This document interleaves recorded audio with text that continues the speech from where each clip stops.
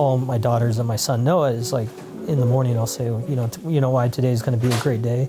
And every one of them says, because we woke up in America, Dad. I say, yeah, exactly. So there's a lot of mornings I haven't woke up in America, but today we did. I think the opposite of not serving or thinking of something in a selfish manner, it is bothersome to me. Like, I like to work. I went to undergraduate at Western Oregon State College back then. It's Western Oregon University. I got my bachelor's degree in psychology. Upon graduation, a bunch of my friends were getting jobs in law enforcement and getting married, and I wanted to see a little bit of the world before I did that. So I enlisted in the U.S. Navy and became a corpsman, which I loved being a corpsman. It's one of the best jobs in the military. I was stationed with 1st Battalion, 7th Marines, Charlie Company out in 29 Palms, California. So I was a platoon corpsman for about a year. From there, we went to the Mountain Warfare Training Center in Bridgeport, California. We were on a cliff assault, and the company commander came up to me and said, "Hey, Doc, you have your degree. Why don't you become a Marine officer?" I'm like, "Roger that, sir. How does that work?" About 4 months later, I was in Quantico, Virginia, wondering what I did. So from there, I went to the Officer Candidate School, and then the basic school, went to the infantry officers course, came 0302, and then got stationed back in 29 Palms with 2nd Battalion, 7th Marines. After I picked up captain, I was a company commander at the School of Infantry, and then about that time, I decided to get off active duty and join the Salem Police Department.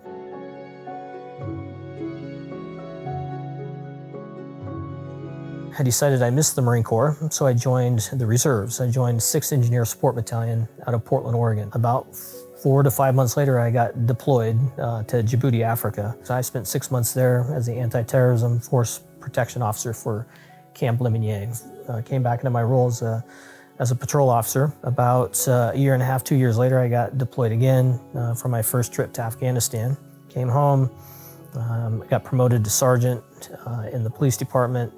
And then about a year and a half, 2 years after that, I got deployed again to Afghanistan.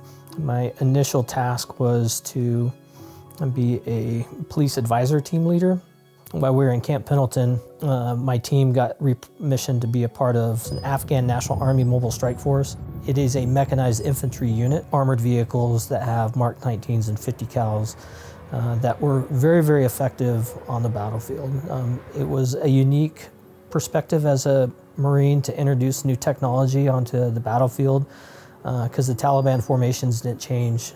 They really didn't have an answer for the Mobile Strike Force that summer. The Afghans I worked with, nothing but respect for.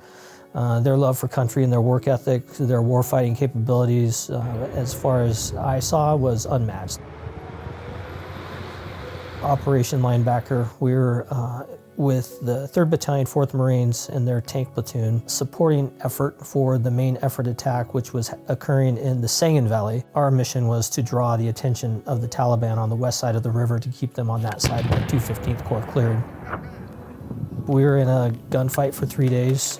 During that fight, we lost an M1 Abrams tank, just a lucky IED, and it was the vehicle right in front of me. It had 4 urgent surgical Marines that were in that tank. And so we called in Air Force pararescuemen and the PJs. It's called a Pedro flight in Afghanistan. And just phenomenal flying. And to the point where I told them to hold off and they said, "No, we're coming." So within probably 4 minutes, they had everybody loaded up and were on the way. The Air Force pararescuemen are as crazy as everybody says they are, and their pilots love to fly the helicopters like I've never seen before. Through all my deployments, that's what I learned. It doesn't really matter when you're in country what branch you are. If you're wearing, when you're part of the coalition, then you're welcome, because the days go wrong really fast and you just want friends with guns to come help you. My foundation as a Navy corpsman helped me throughout both of my careers, because I understand that you have to know who you're talking with. You have to study the people and the cultures, and you have to understand, or at least try to understand their language. As a Black Butte PD chief, I spent a lot of time around people that don't necessarily want my advice, they want me to listen. And so the maturity the military has given me is that I don't have the answers. I have observations, but I don't have the answers. So I'm just going to listen to what you have to say. And if it takes you 45 minutes, we have 45 minutes. If there's any veterans that are watching this, get in the gym, get on your mat. No excuses, go see a therapist. If you need help, you can Google me at Black Butte Ranch Police Department, and I'll come have coffee with you any place you need to be.